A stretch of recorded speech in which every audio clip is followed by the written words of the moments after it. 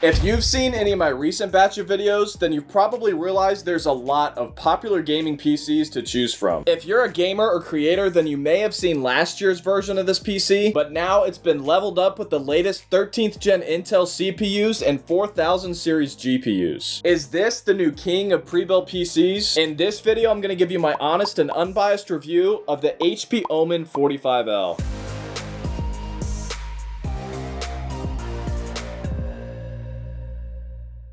In this video, I'm going to quickly zip you through the unboxing and what's included, take you through some incredibly thorough gaming and creator benchmarks, talk about the design and build quality, the internals, thermals, fan noise, overall ease of use, pricing breakdowns and comparing it to the competition, as well as my top pros and cons. Now, if you get discouraged about purchasing this PC after anything that I say in this video, just keep watching, because I'm also going to be showing you some alternative PCs that I recommend for every budget. If you watch this entire video, I guarantee by the end, you will know if this PC or one of the others that I mentioned are right for you or not. But if you still have any questions after watching this entire video, just shoot me a comment, and if you're publicly subscribed, I guarantee a personal response. This model that I'm reviewing for you today includes the latest Intel 13th Gen i9-13900KF processor and a super powerful NVIDIA GeForce RTX 4090 GPU and 5200 MHz DDR5 RAM.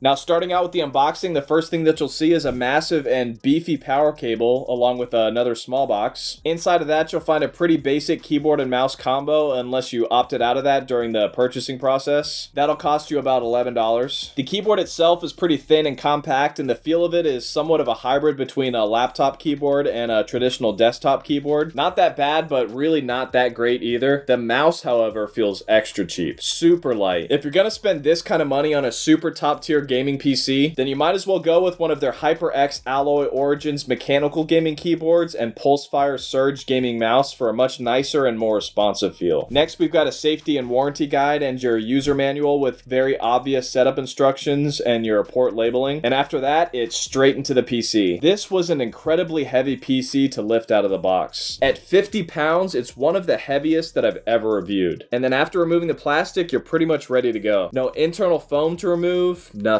But I'm honestly not that worried that this GPU moved during shipping because it's one of the most securely fashioned GPUs that I've ever seen in a pre-built. Now, design-wise, this PC is one of the most uniquely engineered designs that I think I've ever seen in a pre-built PC, and that's mainly due to this empty external chamber here at the top, which I'll talk about here in a sec. On the front, where our RGB Omen logo is, we have a black brushed metal that wraps around the front glass panel, and this is actually removable if you want increased airflow for your three main RGB intake fans. Now, getting inside this case for upgrading internals was the easiest in this PC out of all the gaming pre-builts that I've tested. While most cases require you to unscrew something first, this one just requires the push of this internal access button to remove the side glass panel. Right here in the center is our Omen cooler block, which transfers heat from the CPU up through these tubes into this cryo chamber. In here we've got a radiator and three fans which pull fresh cool air in from the bottom and then blow it out the top. A very genius design, and we'll show you how that translates to thermals here in a sec. It's actually a patented design, so you won't find it anywhere else. And if you just want to buy this case and build your own PC, I've got a link down below for that as well. Next to that CPU is our DDR5 Kingston Fury Beast RGB RAM. We've got two 16GB sticks for a total of 32, and you definitely don't need any more than that if you're a gamer. But as a creator, it always helps to add more RAM for editing or 3D modeling and rendering. Then underneath our CPU is an additional NVMe SSD slot for even more high-speed storage. The main one that the operating system is installed on is behind this GPU. This is the most secure but hardest to remove GPU that I think I've ever seen. 9 screws and 2 brackets to remove to get this thing out. HP did a pretty decent job with this one though. Not gonna lie, it looks pretty freaking cool. And you can already tell it's designed pretty efficiently to quickly get rid of excess heat. Definitely the largest GPU that I've ever held in my hands. Just look at this thing next to a Founders Edition 4090. And I thought that one was big. Surprisingly though, the smaller Founders Edition version of the 4090 is actually 1 pound heavier heavier than HP's larger version of the 4090. And then spinning around to the other side of the case, this back metal panel is also removed by another internal access button. Here we've got some cable management, the back of our CPU, 2 bays for 2.5-inch SATA SSDs, and on the other side, 2 bays for 3.5-inch hard drives for even more storage. And last but not least, the thing that powers all of this, our 1200 watt Cooler Master 80 Plus Gold Certified ATX power supply. For the ports on the top, we've got a headphone and microphone jack and 4 USB ports, 2 of them 5 gigabit super speed sleep and charge ports that'll let you charge devices even with the computer turned off. And on the back, a microphone, line in and line out, 2 USBs and an RJ45 Ethernet jack, DisplayPort, 2 USB-Cs, and 4 more USB-As. Then on the back of that 4090 GPU, an HDMI port and 3 display ports. So jumping into the main software for HP gaming PCs, we've got the Omen Gaming Hub. Under Omen Desktop, we've got a nice dashboard for showing all of our current live stats for your CPU, GPU, and RAM usage. Then under the lighting tab, we've got some pretty basic settings for your RGB lighting effects and animations, but if you want some serious control and customizability, then you'll want to go to the Omen Light Studio, where you can lay out any other lights that you might have in your room based on their locations for a nice cohesive look. Under performance control, we've got 3 different power modes based on how much you want to push your PC. Now this Extreme tab is initially going to be locked within the BIOS, and when you unlock it, it's going to give you a warning. And then you'll get another warning again when you enable it in the Omen Gaming Hub, basically saying that using this mode voids your warranty. So maybe don't test this until your warranty is over. And then under thermal profiles, we've got your typical 3 main profiles for those who want quiet fans versus those who want turbo fans for greater cooling but more noise. And there's also a decent amount of settings within the BIOS as well for those who want to take overclocking to the next level. Now when it came to the fan noise, in quiet mode we got 42.6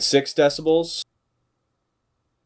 And then when moving up to performance mode, it brought the fan noise up to just over 43 decibels.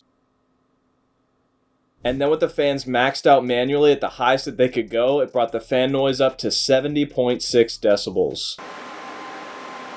Now keep in mind that this PC never actually pushes the fans that hard. They're never going to sound that loud. I was just curious. And as you can see here in the charts, the actual operating modes had the fan noise pretty much in line with the rest of the competition. Now for the thermals, you can see in our thermal imaging time-lapse from PC off to full-on gaming where the source of most of the heat appears to be. A lot of the heat from this super powerful 4090 actually bounces off the glass panel right here and kind of just hovers a bit before getting sucked out the back vent. And after removing the glass panel, you can see that the GPU itself is not actually as hot as you might think, as it does get rid of heat pretty quickly. That CPU in the back though is a different story. You can see it's definitely the hottest part of this computer once the glass is removed. A lot of that heat does get transferred pretty quickly to the radiator at the top and blown out, but this i9 just cranks out so much power that it's still hard to keep it super cool during intense gaming. The large majority of temperature testing time took place in actual gaming though, and these were our CPU temps for several different games at 4K. You can see that despite this very fancy patented cryo chamber, that this CPU was actually about average. Nothing came even close to how cool the latest AMD CPU in the Corsair Vengeance A7 300 was though. And these were our average 4K temperatures on the GPU when compared to the competition. Pretty good on most games except for Forza. Kinda right there in the middle with CPU temperatures, but almost the coolest GPU temperature. Again, the only PC that had a cooler GPU was the Corsair Vengeance A7 300. And the same thing with our average GPU temps at 1080p resolution gaming. Just an incredibly cool GPU. Only a 4-degree warmer CPU than last year's Omen 45L with a 12th gen i9, but a 26-degree cooler GPU than last year's 3090. Now performance and gaming benchmarks. The second most important part of this review. This section you want to pay the most attention to is actually the price to performance ratios, and we're going to get to that here in a sec. For Geekbench 5, we got a single core score of 2,157 and a multi-core score of 23,307. The second highest score that I've seen yet. And for Cinebench R23, which simulates its 3D rendering power, you got a multi-core score of 26,257 and a single core score of 1,666. Not really as high as I was hoping compared to the others, but just keep in mind that this was all done in performance mode. I'm going to be talking about the much faster extreme mode here in a sec. Another helpful test for you 3D renderers out there is the V-Ray benchmark. And these were our CUDA, RTX, and overall V-Ray performance scores. It took second place compared to the rest test with GPU scores, which is actually what you want to look at if you want the fastest real-time viewport rendering or do any high polygon 3D modeling. But for the overall V-Ray performance scores, which utilizes mostly the CPU, you can see that it actually held back a little and just barely fell into third place here. And for the 3D creators that use Blender, here we got a CPU score of 495 and a GPU score of 12,752. Barely second place for the GPU compared to the rest, and also second place for the CPU score. And the last set of benchmarks for creatives are the Puget Benchmarks. For DaVinci Resolve, we got 2803, where it came second only to the Alienware Aurora R15. Adobe Premiere 1529, the absolute best Premiere score that I've seen so far. And for Adobe Photoshop, 1538, just barely below the others here. And Adobe After Effects, 1719, another chart topper by far. Now for 3D Mark, which is used to determine a computer's overall gameability, we got an overall score of 30,215, a graphics score of 36,683, and a CPU score of 15,114. One weird thing that I've seen with the latest generation of pre-builds are lower 3D Mark CPU scores. Not exactly sure what that's about, but that part is definitely not accurate. But even so, because of how insanely fast these graphics scores are, nearly double previous gen, because of that we have very high overall 3D Mark scores, and the HP Omen 45L tops the charts here as well. Now for the main drive, the SSD that everything is stored on, I got speeds of nearly 7 gigabytes read and 5.3 gigabytes write. That is the fastest drive that I've seen included on any of the pre-builds that I've ever tested. And I'm really glad that that one will never need to be upgraded because it's behind that GPU that was really difficult to get out. Actual gaming benchmarks are probably what you guys care the most about though. And these were our average FPS results we got for several games at their highest preset settings in HD. You can see with most of the games it was actually slightly below the competition here. And for this chart where we average all the gaming FPS together, you can see how it actually stacks up against the rest. Third place here overall. But when moving up to 1440p gaming, you can see that it matched the others a lot better. And in our average FPS chart for 1440p, it actually came in second place. Finally, when testing 4K gaming, we can see that the HP Omen 45L actually had the highest FPS in almost every single game. And that put it at number 1 in the charts when averaging all the gaming FPS together at 4K. This just shows that in performance mode that this computer's CPU is not being utilized as much as it could, as low resolution gaming utilizes the CPU more and high resolution gaming utilizes the GPU more. Keep in mind all these tests were done with performance mode. When I tested with that extreme mode, which utilizes some overclocking, I had about a 5 to 10% FPS boost. This would have put it in first place in every resolution, but I didn't think that it would be fair because many people are not going to use that mode, and those other pre-builds didn't have a mode that voided the warranty. Now your budget and the price to performance ratios are the most important factors to keep in mind, so we're going to talk about that here in a sec. Don't worry if this is too much for you, I've got recommendations coming up for every budget. This PC with a 4090 and 13th gen i9 will make your wallet $4,000 lighter, which is kind of about average for a computer with these specs. It appears to be the same price as the AMD Corsair Vengeance A7 300 and Intel Corsair Vengeance i7 400 with similar specs, but those actually come with double the RAM, double the SSD storage, and double the warranty. A 2-year warranty with Corsair versus the 1-year warranty with HP. 1 year on pre-builds is pretty much the standard though. And matching those same specs with the Alienware Aurora R15 will cost you an insane $5,100 though. So at least it's not that expensive. My favorite, most important charts though are the price to performance ratios. You can see that for 1080p gaming, it sits at the third lowest place compared to all the other latest gen pre-builds we've tested. At 1440p though, it had the second lowest dollar per FPS ratio next to all the other pre-builds with 4000 series GPUs. And at 4K, because HP's version of the 4090 is so incredible and gets pushed to the max at higher resolutions, it had the absolute lowest dollar per FPS ratio out of all the gaming PCs that I've ever tested on this channel. The most performance bang for your buck. So if you're wondering what I think you should get if you can't afford this PC, these are my recommendations. I've also got links in the comments and description below for all of them. For just a couple $100 above the $3,000 price point, I would go with the CyberPower PC Gamer Supreme, probably the least expensive 4090 with a 13th gen i9 that I've seen yet. With my experience with CyberPower PCs though, is they do tend to get pretty hot, but for me personally though, I don't mind a hotter PC if it's gonna squeeze more power out of my computer and give me more bang for my buck. Or if that's still too much, this same PC with a 4080 rather than a 4090 is only $2,600. And for those with a budget closer to $2,000, then this version of the Skytech Prism 2 is a great deal. Last year, this was the most frequently purchased PC that I saw come come through affiliate links on this channel. Closer to $1,000, the HP Omen 45L, and for under $1,000 at $800, the CyberPower PC Gamer Master. This is the absolute minimum that I would recommend for decent gaming. You definitely won't be able to have high graphics settings on that PC if you want a decent frame rate and responsiveness. So my top cons for this PC. The first one is that CPU performance. I understand HP wants to protect their hardware from future problems, but I think they need to have a little bit more confidence with their CPU. As soon as you turn on that extreme mode that utilizes some overclocking, it quickly jumps into first place for CPU performance. But I know that void your warranty warning will most likely keep people from using it that first year. And number two is availability. As of this recording, wait times for this PC are more than double what you can expect from other gaming pre-builts. The Corsair pre-builts will take about 2 weeks to get to you, and the Alienware Aurora R15 just a little bit more than that. This computer won't even ship out until about a month from the time of this recording, meaning several days after that before it even gets to you. I guess good things come to those who wait. Now, my overall top pros for this computer, number one is that gaming performance at higher resolutions. This GPU absolutely slayed at gaming, and anybody who wants to game at the highest possible resolutions, you'll be very pleased with what this machine can do. My next pro are the GPU thermals. Somehow, while being pushed to the max, this super powerful GPU not only dominated in games, but also had almost the lowest GPU temps that I've ever seen. Very impressive.